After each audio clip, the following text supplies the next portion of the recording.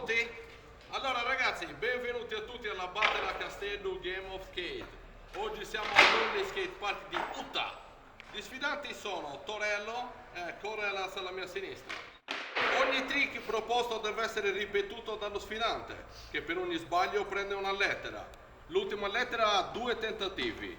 Non valgono grab, boneless, no comply. I trick devono essere poppati. I punti sono assegnati dal nostro arbitro Gembro. Quindi ragazzi, paperi, ferro su e pedra. Doppie scete. Tac, tac. Ragazzi, doppie scete.